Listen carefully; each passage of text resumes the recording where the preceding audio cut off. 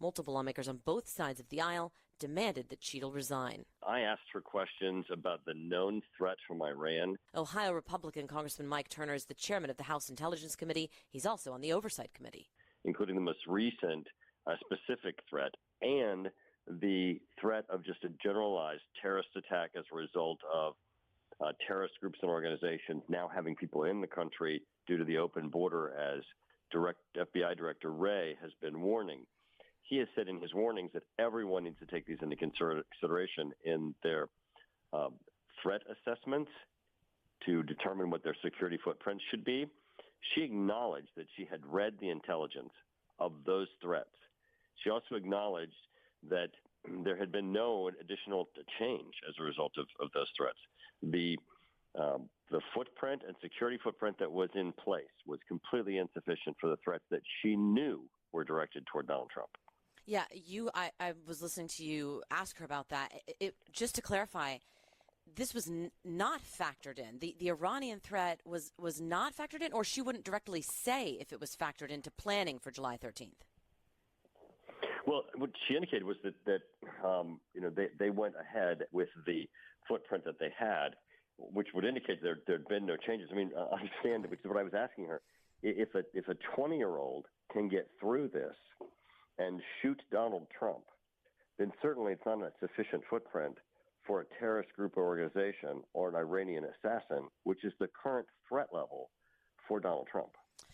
The fact that this building, 140-ish yards away, was not in the Secret Service perimeter, we did not get specific answers as to why it was not. Do you think moving forward, that kind of building will absolutely be included in the perimeter? Like, in other words, do you feel confident that the Secret Service has made some changes that are in effect now?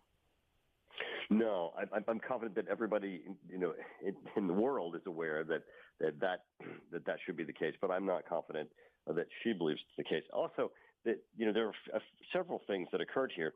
There was no communication between the outer perimeter and the inner perimeter. One, the shooter was identified as a threat. No communication was happening with the Trump team or with his security detail.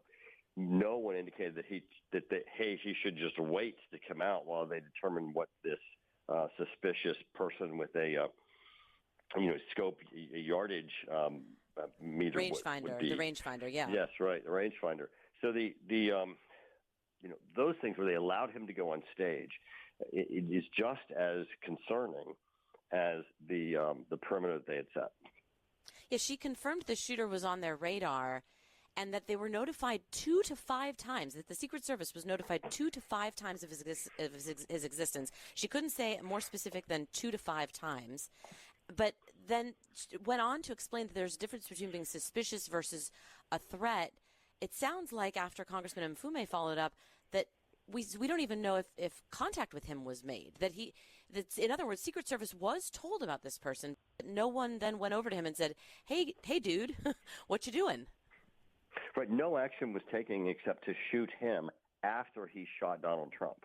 Right. That's not providing somebody protection. She was asked about previously saying that they didn't put anyone on the roof, even though they'd identified it as a vulnerability because it was sloped.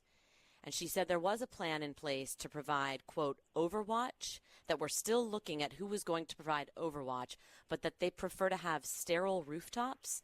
What does that mean to you? It means incompetence.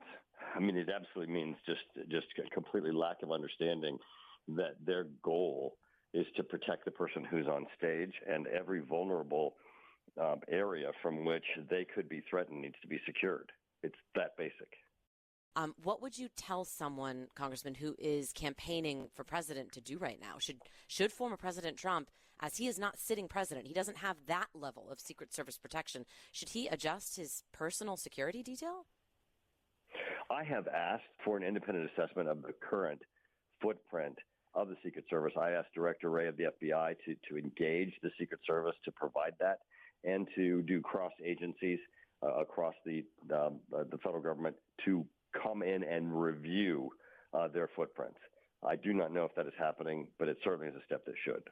Waiting 60 days? It sounded like she was saying that she had 60 days or that it might be that long before she has more concrete answers. 60 days seems, gosh, I don't think any lawmaker was satisfied with that.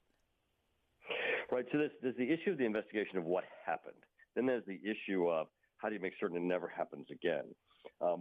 Certainly, within the Secret Service, within the FBI, within our security forces, there's an ability to secure these areas and to make sure that these mistakes are not repeated.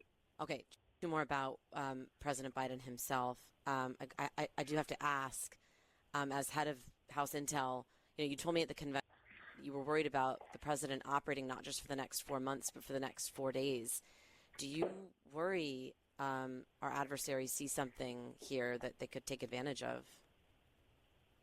Absolutely. I think the biggest national security threat right now is indecisiveness out of the White House. I'm aware of several national security decisions that need to be made at the White House where staff are making recommendations and we're not even able to get a decision out of the White House. That indecisiveness represents a national security risk.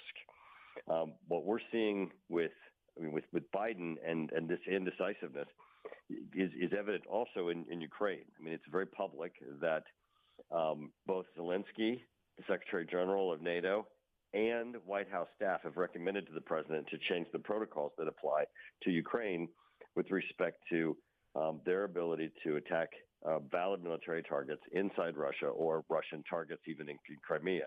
No decision is coming out of the White House. That indecisiveness has huge impacts on the battlefield and certainly, I think, international security in general.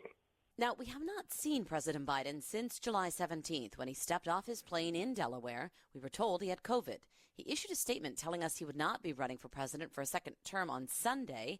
He called into campaign headquarters on Monday evening after the vice president had flown there to speak with staff. I know it's hard because you poured your heart and soul into me to help us win this thing, help me get this nomination, help me win the nomination, and then go on to win the presidency. While many have wondered when we will see him, his Sunday statement said he would address the country about his decision not to run later this week.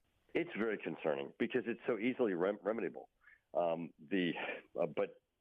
So obviously we all have to have concern as to what is his condition, what is his functioning level, and that's why I have called for his cabinet to immediately meet and do an assessment. His cabinet can demand to see him, and they should assess whether or not he's capable of functioning as president. If he's not, and they should invoke Article 25. This is not how democracy is supposed to work. I mean, there was a primary season with the Democrats where the electorate went to the polls and voted for Joe Biden.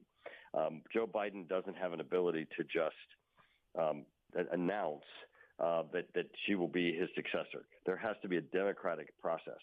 The fact that Biden has run around saying that Donald Trump is a threat to democracy, and by the way, I'm just going to subvert democracy, is incredible irony. Oh, Congressman and a House Intelligence Committee Chairman Mike Turner, thank you so much for joining. Thank you.